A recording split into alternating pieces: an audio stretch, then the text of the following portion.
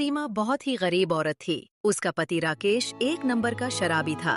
रात दिन उसे पीटता और दिन भर शराब पीकर पड़ा रहता। घर में खाने के लिए पैसे नहीं थे। बेचारी सीमा किसी तरह गुजारा करती। उसकी एक बेटी थी जिसका नाम उसने चिंकी रखा था। चिंकी परीक्षा पास कर चुकी है। उसका सपना है कि वो एक डॉक्टर बने, लेकिन घर की गरीबी और उसके पिता की शराब पीने की वजह से घर का खर्चा चलाना भी मुश्किल हो रहा है। पैसों की कमी की वजह से चिंकी कॉलेज की पढ़ाई छोड़ चुकी थी। एक दिन सीमा वो पानी भरने पर गई तो वही उसकी पड़ोसन सरोजताई मिल गई। कैसी है सीमा, सब ठीक चल रहा है ना? हाँ ताई, ठीक हूँ। बस जैसे तैसे दिन कट रहे हैं। आप बताओ, आप कैसी हो? मैं भी ठीक हूँ। और तेरी बेटी चिंकी कैसी है? मैंने सुना है कि उसने 12वीं पहली रैंक से पास की है। हाँ ताई, क्या करूँ। मेरी बेटी पढ़ाई में इतनी होशियार है कि अपने पूरे जिले में प्रथम आई है, लेकिन मेरी इतनी औकात कहाँ कि मैं उसे आगे पढ़ा सकूं। और वो तेरा घर वाला राकेश कुछ काम धंधा करता भी है या नहीं? रोज तेरे घर से झगड़े की आवाज आती है। क्या बताऊं ताई, जब से उसे शराब की लत लगी है सब काम छोड़ दिया है।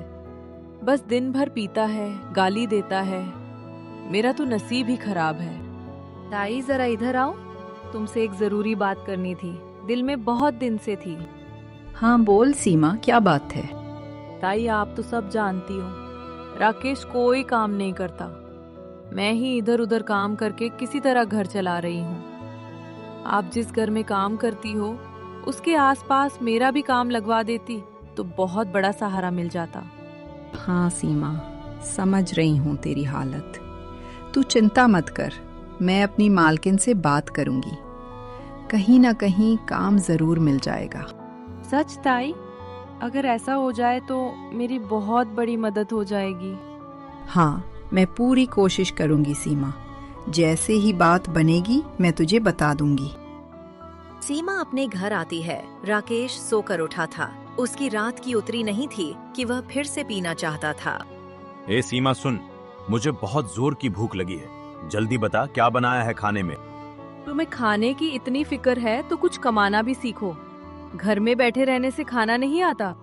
सुबह सुबह तेरी बकबक शुरू हो जाती है। खाना बनाती है तो कोई एहसान नहीं करती। ये घर मेरा है, समझी? सिर्फ घर होने से क्या होता है, खाने के लिए पैसे भी चाहिए, कुछ काम भी करना चाहिए। दिन भर पीकर पड़े रहते हो।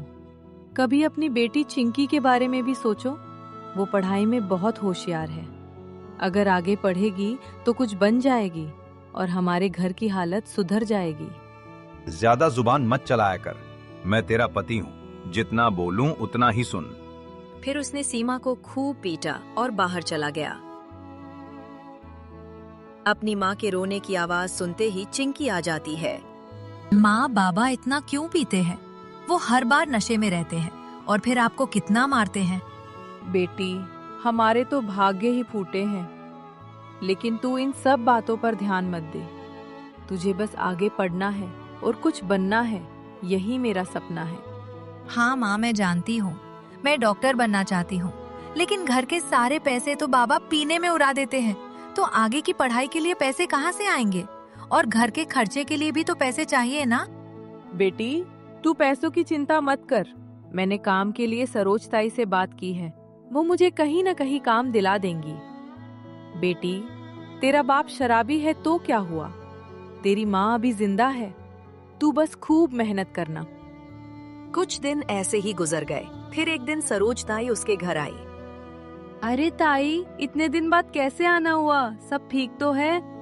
तेरे लिए ही आई हूँ। जहाँ मैं काम करती हूँ ना, उसके बगल वाले घर में पूजा मैडम को काम वाली चाहिए। सच ताई? इसमें पूछने वाली क्या बात है, मैं जरूर करूंगी। ठीक है, कल मेरे साथ चलना, मैं तुझे घर दिखा दूंगी। ये सुनते ही सीमा का मन थोड़ा खुश हुआ कि अब वह काम करके अपनी बेटी को आगे की पढ़ाई करा सकती है।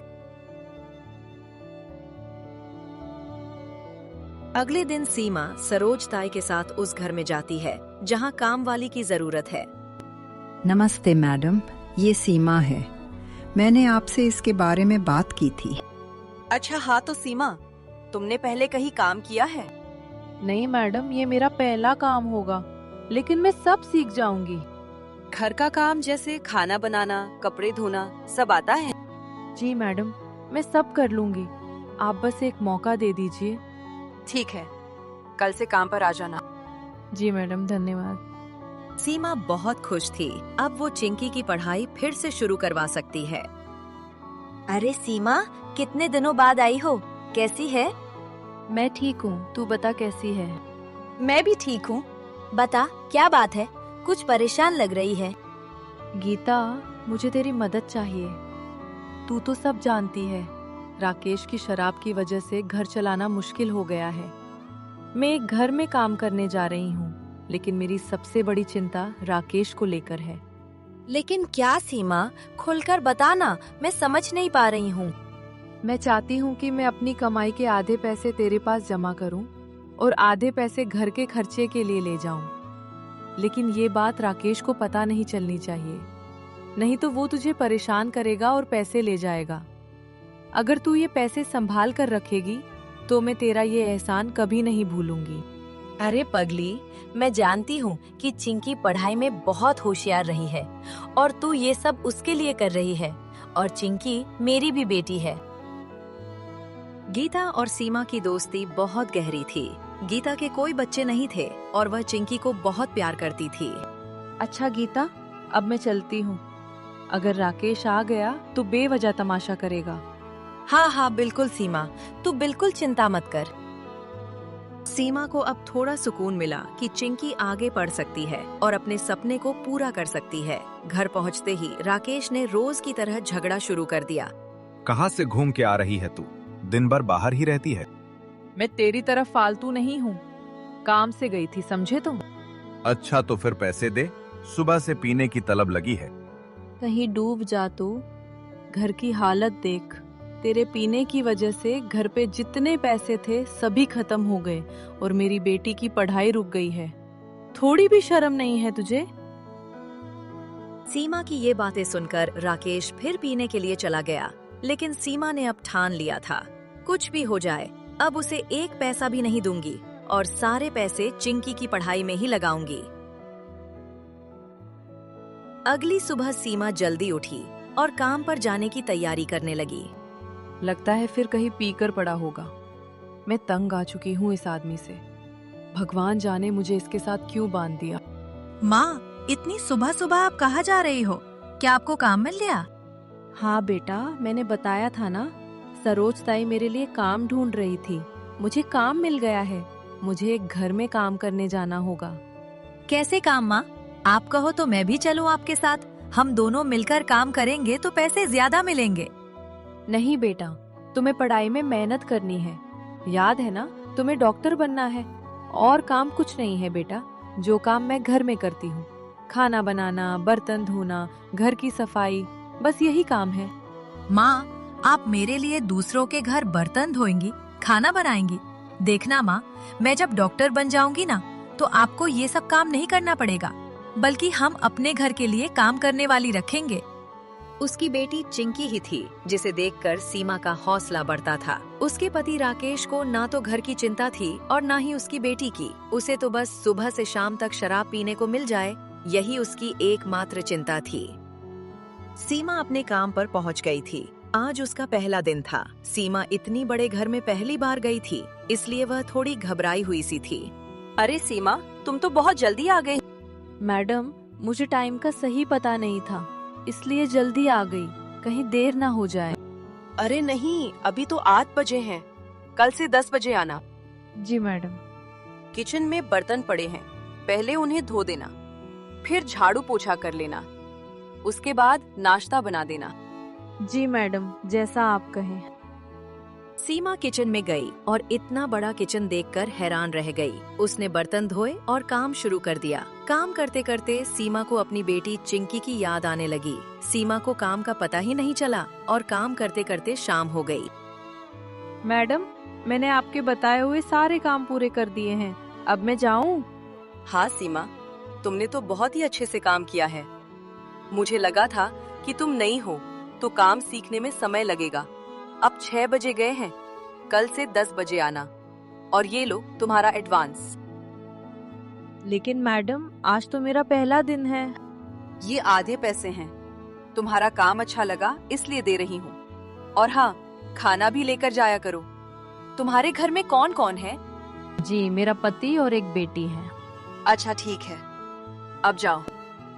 सीमा बहुत खुश थी। आज उसका काम का पहला दिन था और उसकी मैडम उसके काम से बहुत खुश थीं। उन्होंने उसे एडवांस में कुछ पैसे भी दिए थे। वो पैसे लेकर सीधे गीता के घर जाती है। ये बता, पहला दिन कैसा रहा? काम ठीक लगा या नहीं? काम तो बहुत अच्छा था गीता। घर भी बहुत बड़ा है, लोग भी अच्छे हैं। ये ले, ये पैसे रख ले। पूजा मैडम ने एडवांस दिए हैं। मेरे पास रहेंगे तो राकेश सब छीनकर पी जाएगा। अच्छा, आज तेरे काम का पहला दिन था और तुम्हें एडवांस भी मिल गया। ठीक है, तू चिंता मत कर, मैं संभाल कर रख दूंगी। अच्छा गीता, अब मैं चलती हूँ। तू तो जानती है, अगर राकेश घर पर मिल गया तो फिर रोज की तरह झगड़ा शुरू कर देगा। सीमा, तू इतना सब कैसे सह लेती है? मैं तेरी जगह होती तो कुछ न कुछ जरूर कर लेती। क्या करूं गीता, अब आदत पड़ गई है। बस अपनी चिंकी को देखती हूँ और सब भूल जाती हूँ। सीमा घर पहुंचती है तो देखती है कि राकेश घर पर नहीं है। लगता है आज भी नहीं आया, कहीं फिर शराब पीकर पड़ा होगा। सीमा और चिंकी दोनों खाना खाने लगती हैं। उसके मैडम ने सीमा को खाना लेने को कहा था। घर पर आज खाना नहीं बना था। खाना खाने के बाद चिंकी अपने कमरे में पढ़ाई करने के लिए चली जाती है। तभी राकेश आता है। ए सीमा, कहाँ थी तू? ये घर मेरा है, समझी तू? चल, मुझे अब पैसे दे। आज मेरा मूड अच्छा है, मैं कोई झगड़ा नहीं चाहती हूँ। ये लो पैसे और जाओ जहाँ पीना है पी लो। आज झगड़ा मत करो। अरे वाह मेरी प्यारी बीवी, आज तो दिल खुश कर दिया तूने। ऐसे ही मेरा ख्याल रखा कर। वैसे तेरे पास इतने पैसे आए कहाँ से जो तुमने मुझे एक बार में दे दिए? तुझे इससे क्या? तुझे तो बस पैसे और उन पैसों से पीने का मतलब है। पैसे ले और जा कहीं पी के पड़ा रहना। राकेश को पैसे मिलते ही वो पीने के लिए चला जाता है। उसे तो बस पीने से मतलब है, चाहे पैसे कहाँ से भी मिले। चलो, आज कम से कम लड़ाई नहीं हुई। भले ही उसे कुछ पैसे दे दिए गए, पर वो शांति से तो चला गया।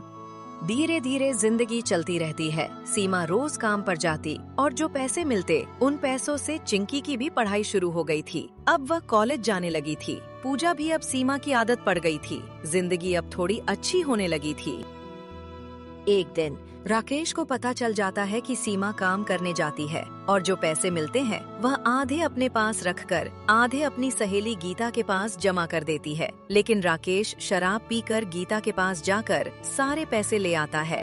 गीता बहन, मुझे माफ कर देना। तुम्हारा पति शराब पीकर आया था और उसने मुझे धमकी दी कि सारे पैसे मुझे दे दो वरना तुम्हारे साथ अच्छा नहीं होगा। सीमा, मैं बहुत डर गई थी।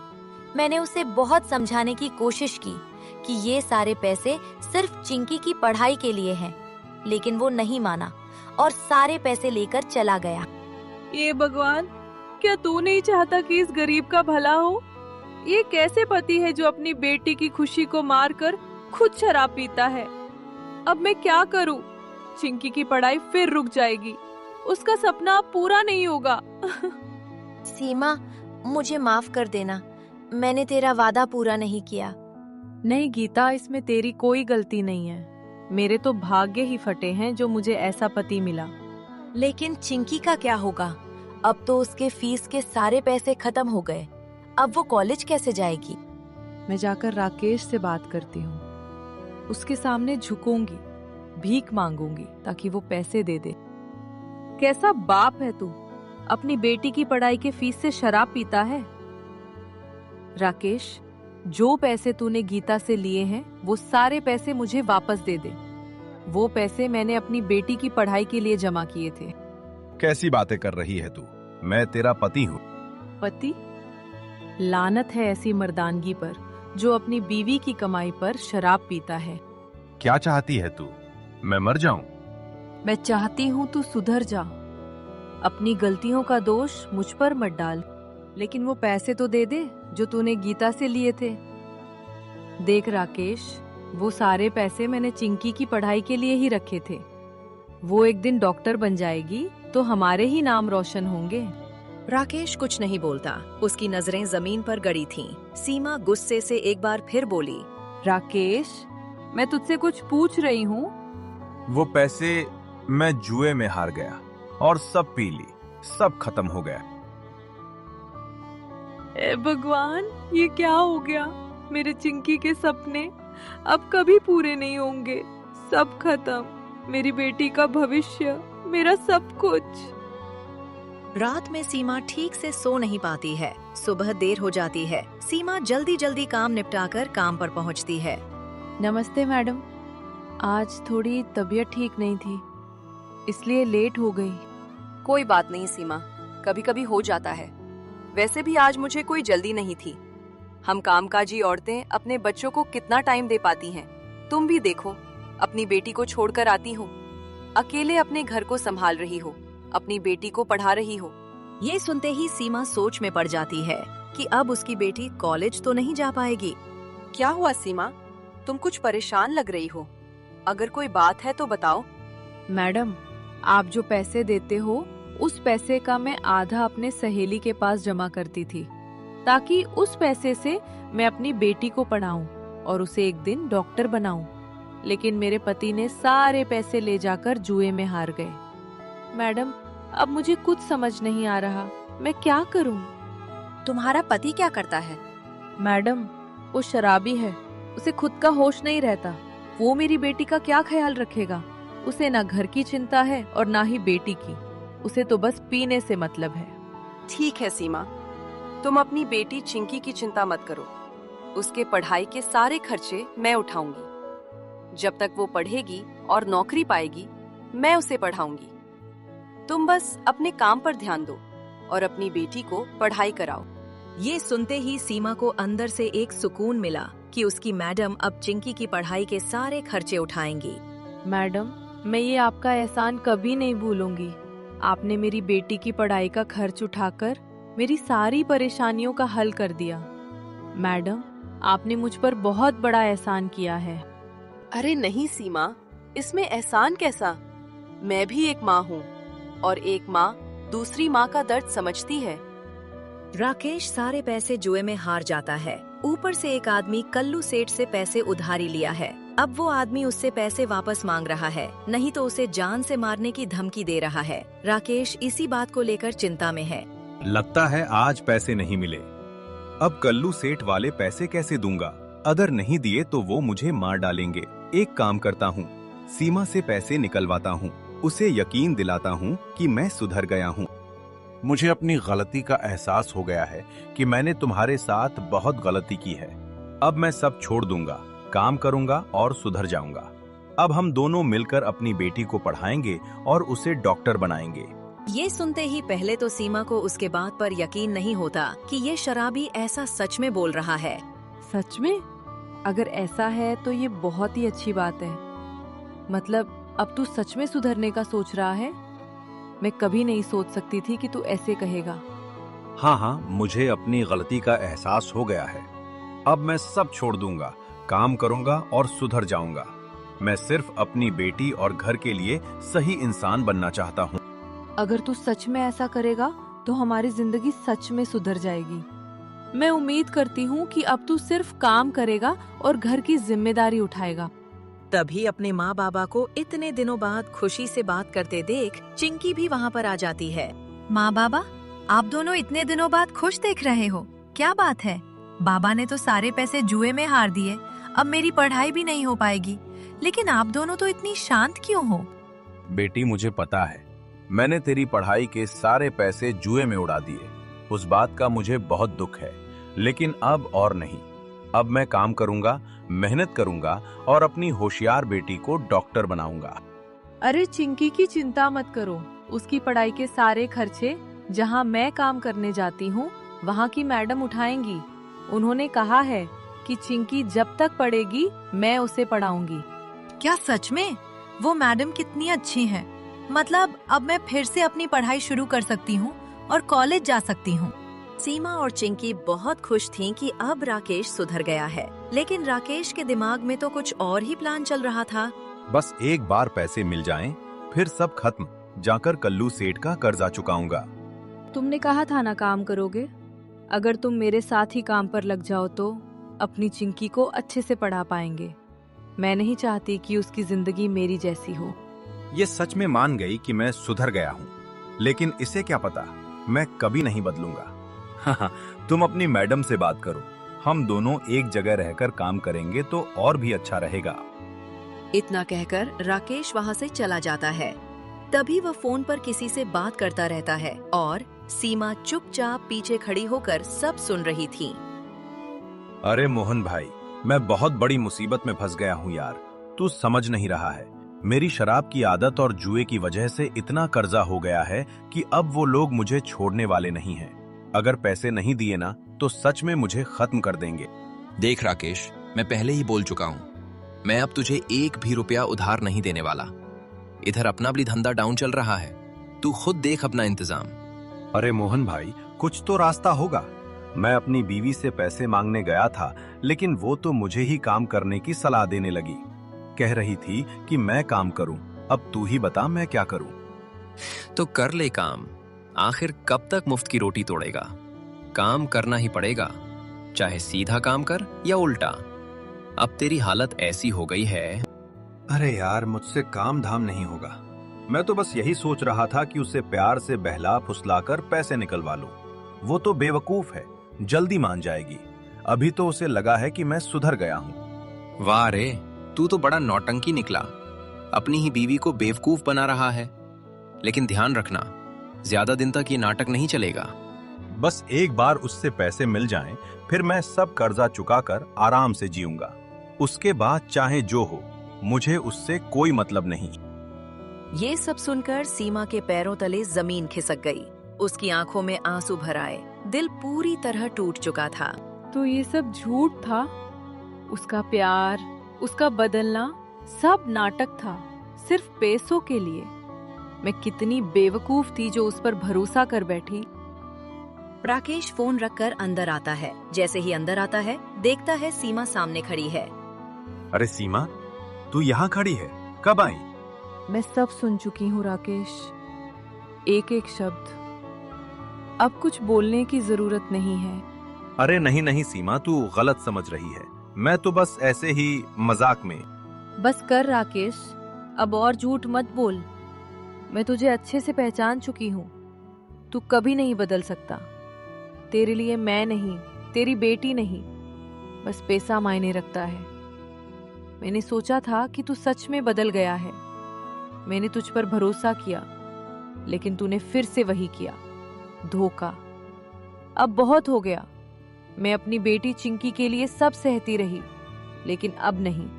अरे तू मुझसे ऐसे बात कर रही है? मैं तेरा पति हूँ, हक है मेरा तुझ पर। पति?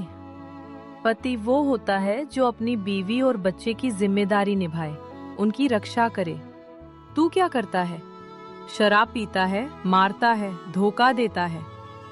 आज के बाद ना तू मुझसे पैसे मांगेगा, ना ही मैं तुझ पर भरोसा करूंगी।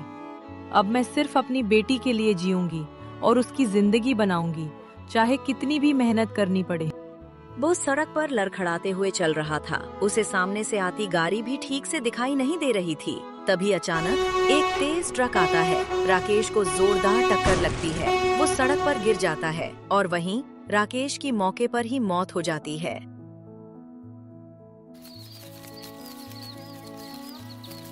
हे भगवान, ये सब क्या हो गया? चाहे जैसा भी था, लेकिन वो मेरा पति था, मेरी बेटी का बाप था। सीमा, हिम्मत रख, रो मत, सब ठीक हो जाएगा। भगवान पर भरोसा रख। सुबह का समय हुआ और सीमा अपने कामों में पूरी तरह लग गई थी। कई महीने गुजर गए। उसकी बेटी चिंकी की पढ़ाई भी अच्छे से चल रही थी और अब सीमा की जिंदगी धीरे धीरे बेहतर हो रही थी। एक दिन जब सीमा काम पर गई, पूजा मैडम ने उसे बुलाया। सीमा, मेरी चाची की बहन सोनिया आने वाली है। वो कुछ दिन यही रहेंगी, इसलिए ऊपर वाला कमरा साफ कर दो। जी मैम, मैं तुरंत साफ कर देती हूँ। सोनिया पूजा की चचेरी बहन है, लेकिन दोनों का प्यार सगी बहनों से भी बढ़कर है। पूजा सोनिया को लेने के लिए स्टेशन आई हुई है। चलो बाकी बातें घर जाकर करते हैं। सीमा, तुम्हारे लिए खाना बनाकर रखी होगी। हाँ, मुझे बहुत जोर से भूख लगी है। पर ये सीमा कौन है? सीमा मेरे घर में काम करती है। वो बहुत ही अच्छी है और घर के सारे काम अकेले ही संभाल लेती है। मैंने उसके बेटी को पढ़ाने का वादा किया है। उस बेचारे की कोई नहीं है अपना। घर पहुंचकर खाना खाने के बाद सोनिया फोन पर किसी से बात कर रही थी। मुझे नहीं पता, ये नौकरानी सीमा बड़ी तेज लगती है। पूरा घर जैसे उस पर फिदा है। पूजा तो उसकी बेटी के सारे खर्चे तक उठा रही है, लेकिन ऐसा नहीं होना चाहिए। नौकरानी को नौकरों की तरह ही ट्रीट करना चाहिए, वरना ये अपनी औकात से बाहर चले जाते हैं। इतना कहकर सोनिया जैसे ही मुड़ी, देखा कि सीमा काफी लेकर खड़ी है। इतना देर लग रहा है काफी लाने में। तुम हमारी बातें चुपके से सुन रही थी? नहीं, मैं लेकर आई तो आप बातें कर रहे थे। मैम साहब, मैं कोई बात नहीं सुन रही थी। चुप हो जाओ, मुझसे जबान लड़ाती हो। नहीं चाहिए मुझे तुम्हारी कॉफी। सीमा मजबूर थी, वह और कुछ कह नहीं पाई और वहाँ से चली जाती है। तभी पूजा आती है। क्या बात है, तुम थोड़ी परेशान लग रही हो। सब ठीक तो है? तुम्हारी तबीयत तो ठीक है ना? हाँ, तबीयत तो ठीक है। बस तुम्हारी वो 2 कौड़ी की नौकरानी ने मेरा मूड खराब कर दिया। वो चुपके से मेरी बातें सुन रही थी। पूजा, तुमने अपनी नौकरानी को कुछ ज्यादा ही सिर चढ़ा लिया है, और जब मैंने कहा तो वो मुझसे ही जबान लड़ाने लगी। अरे सोनिया, तुम्हें कोई गलतफहमी हो गई होगी। सीमा इतने दिनों से यहाँ है। ऐशा वो ऐसा क्यों करेगी? देखा, तुम्हें अपनी बहन पर यकीन नहीं, पर उस नौकरानी पर इतना भरोसा है। पूजा ने किसी तरह सोनिया को शांत किया, लेकिन वह सोचने लगी कि सोनिया को सीमा से अचानक इतनी परेशानी क्यों हो रही है। शाम को जब सीमा घर पहुंची तो उसके दिमाग में बस सोनिया की ही बातें याद आ रही थीं। आखिर उसने फोन पर ऐसा क्यों कहा होगा? सीमा ने काम के लिए छुट्टी ली थी, इसलिए वो आज काम पर नहीं गई थी। उधर घर में पूजा और सोनिया के बीच बात हो रही थी। पूजा, मतलब मैं समझ नहीं पा रही हूँ, तुम इस सीमा पर इतना भरोसा क्यों करती हो? वो एक नौकरानी है। सोनिया, हर इंसान की इज्जत होनी चाहिए, और सीमा सिर्फ काम वाली नहीं है। वो बहुत मेहनती और जिम्मेदार औरत है। पर तुमने उसे इतना सिर पर चढ़ा लिया है कि अब वो जवाब देने लगी है। नहीं सोनिया, मुझे पूरा भरोसा है उस पर, और हो सकता है तुमने उसे गलत समझ लिया हो। दोनों बहनों की बातें खत्म होने के बाद वे खाने के लिए बैठ गईं। आज सीमा काम पर नहीं आई थी, इसलिए बाहर से खाना मंगाया गया था। क्या बात है पूजा, आज तुम्हारी वो खास सीमा नहीं आई क्या? इसलिए होटल से खाना मंगवाना पड़ा। आज वो छुट्टी पर है तो सोचा बाहर से मंगा लेते हैं। रोज तो होटल का ही खाना खाता हूँ ऑफिस में, लेकिन सच कहूँ तो सीमा के हाथ के खाने की बात ही कुछ और है। वो स्वाद, वो अपनापन, वो कहीं नहीं मिलता। ये सुनकर पूजा के चेहरे पर अजीब सा भाव आ जाता है। ओहो जीजा जी, लगता है आपको भी उस सीमा की आदत हो गई है। अरे नहीं, बात आदत की नहीं है। वो सच में अच्छा खाना बनाती है, मेहनती है, तारीफ तो बनती है। खाना खत्म करने के बाद अमित सर ऑफिस निकल जाते हैं। अब सोनिया ने मौका देखकर पूजा मैडम के मन में बात डालनी शुरू की। देख पूजा, मैं तेरी बहन हूँ इसलिए बोल रही हूँ। ये छोटे लोग ना, अगर इन्हें समय पर लगाम ना लगाओ तो सिर पर चढ़ जाते हैं। तू क्या कहना चाहती है? साफ साफ बोल। वो सीमा जवान भी है, देखने में भी ठीक ठाक है, उसका पति भी नहीं है अब, और घर में तुम्हारा इतना आना जाना, इतना भरोसा। तो समझ रही है ना मैं क्या कहना चाह रही हूँ? दुनिया देखी है मैंने, ये लोग मौका देखते हैं, तू बस ध्यान रखना। यहीं से पूजा के मन में शक का बीज पड़ जाता है। उसे लगने लगा कि क्या सच में मैंने सीमा को ज्यादा छूट दे रखी है? क्या मैंने उसकी बेटी की पढ़ाई के खर्चे उड़ाकर सही किया? चिंकी की कॉलेज की पढ़ाई अब पूरी हो गई थी। उसे डॉक्टर की डिग्री लेने के लिए पढ़ाई जारी रखने के लिए अब शहर जाना था, ताकि वह डिग्री लेकर डॉक्टर बन सके। बेटी, तू ही मेरी एक उम्मीद है। मैंने अपनी पूरी जिंदगी तुझे पढ़ाने में लगा दी। मैं चाहती हूँ कि तू खुद मेहनत करे और सफल हो जाए। अब तुझे शहर में रहना है, तुझे अपना ध्यान खुद रखना होगा। माँ, मैं खूब मेहनत करूंगी। जो सपना आपने देखा है कि मुझे डॉक्टर बनना है, उसे मैं जरूर पूरा करूंगी, लेकिन मुझे आपको अकेले छोड़कर जाने का मन नहीं कर रहा। चिंकी को शहर भेजकर सीमा रोजाना की तरह अपने काम पर चली गई। नमस्ते साहब, मैडम नहीं है क्या? नहीं, वो सोनिया को छोड़ने गई हैं। सुनो सीमा, मेरे लिए कुछ खाने का बना दो। मुझे कुछ मीठा खाने का मन है। गर्मा गर्म सूजी का हलवा बना दो, चीनी थोड़ी कम रखना। पर साहब, आपको तो मीठा खाने से मना किया गया है। हाँ, पता है मुझे। मैं तुम्हारा साहब हूँ और ये मेरा ऑर्डर है, तो ले आओ। थोड़ा जल्दी करना, वरना तुम्हारी मैडम आ गई तो क्लास लग जाएगी। सीमा हलवा बनाकर लाती है और अमित को दे देती है, लेकिन उसके मन में डर था कि कहीं मैडम ने देख लिया तो ठीक नहीं होगा। अमित ने जैसे ही एक चम्मच मुंह में डाला, पूजा वापस आ जाती है। ये क्या कर रहे हो आप? मीठा खा रहे हो? आपको पता है ना, आपको शुगर है। और ये हलवा किसने बनाया? तभी पूजा ने सीमा की तरफ देखा। उसे लगा कि सीमा ने ही बनाया है। सीमा, ये हलवा तुमने बनाया है? जी मैम साहब। तुम्हें पता है ना इन्हें शुगर है, फिर भी तुमने इन्हें मीठा खिला दिया। तुम चाहती क्या हो? खुद का पति तो खा गई, घर तो उजाड़ चुकी हो, अब मेरा घर भी बर्बाद करना चाहती हो। सीमा बेचारी सहमी सी खड़ी रही। उसे कुछ सूझ नहीं रहा था कि वह क्या जवाब दे। वह चुपचाप खड़ी थी और पूजा जितना उनके अंदर भड़ास थी सब निकाल गई। बोलती क्यों नहीं हो? जवाब दो। बस करो पूजा, तुम छोटी सी बात का इतना बड़ा मुद्दा क्यों बना रही हो? पहले मेरी बात तो सुन लो। देखो पूजा, मैं जानता हूं तुम मेरी हेल्थ को लेकर परेशान रहती हो, लेकिन तुम्हें सीमा की बात भी सुननी चाहिए। तो अब तुम उसकी तरफदारी करोगे? नहीं, मैं सच बता रहा हूं। मैंने खुद उससे हलवा बनाने को कहा था। उसने तो मना भी किया था, बोली थी कि मैडम गुस्सा होंगी, लेकिन मैंने ही कहा था। तो मैं उससे माफी मांगू अब? अगर गलती हुई है तो माफी मांगने में क्या जाता है? नहीं, तुम समझ नहीं रहे। ये छोटे लोग होते ही ऐसे हैं। जरा सा सिर चढ़ाओ तो अपनी औकात भूल जाते हैं। ठीक है, जैसा तुम्हें सही लगे। देखो सीमा, तुमने हमारे घर में इतने दिन काम किए, अब हमें तुम्हारी जरूरत नहीं है। तुम अपना इस महीने का हिसाब कर पैसे ले जाना और कल से काम पर मत आना, समझी? पर मैडम जी, मेरे से कोई गलती हुई है? अचानक आप मुझे काम से निकालेंगे तो मैं कहाँ जाऊंगी? आप तो जानती ही है ना, मैं अपने घर में अकेले रहती हूँ। मेरा पति इस दुनिया में नहीं है और मेरी बेटी शहर गई हुई है डॉक्टर बनने के लिए। ये तुम्हारी प्रॉब्लम है। गांव में तुम्हें कहीं भी काम मिल जाएगा। अगर अकेले रहने में डर लगता है तो अपनी बेटी को शहर से बुला लो। पढ़ने की कोई जरूरत नहीं, बाद में तो उसे शादी ही करनी है। पूजा की बातें सुन सीमा का मन टूट जाता है। वो समझ जाती है कि अब उसकी जरूरत नहीं है। जब से उसकी बहन सोनिया आई थी, उसी की बातों से मैडम में बदलाव आया है और अब वो उसे घर में नहीं रखना चाहती। 3 साल बाद चिंकी अपनी पढ़ाई पूरी करके घर आ गई है। अब वो एक सीनियर डॉक्टर बन चुकी है और उसकी पोस्टिंग भी पास के गांव में ही हुई है। चिंकी को डॉक्टर बनते देखकर उसकी माँ बहुत खुश है। बेटी, तूने तो मेरा सिर गर्व से ऊंचा कर दिया। तुमने मेरी मेहनत का फल दे दिया। मैं बता नहीं सकती कि मैं कितनी खुश हूँ। मैंने तेरे लिए रोज दुआ की कि तू डॉक्टर बन जा और आज तुझे सफल होते देखकर मैं बहुत खुश हूँ मेरी बेटी।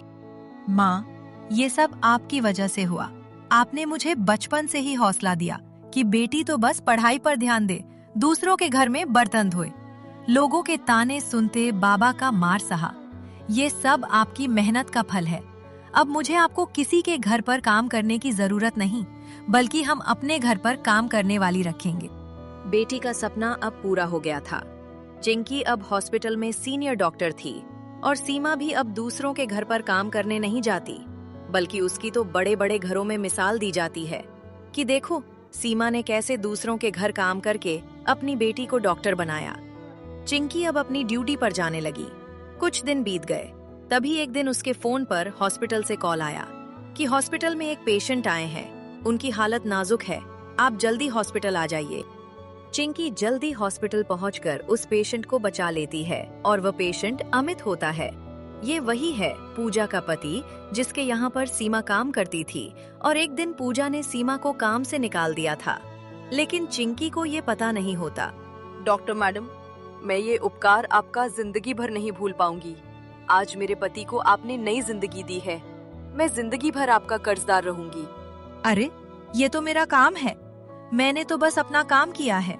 मेरा काम है कि लोगों का इलाज करना, बाकी तो ऊपर वाले के हाथ में है। चिंकी वहाँ से चली जाती है और पूजा भगवान से शुक्रिया कहती रहती है।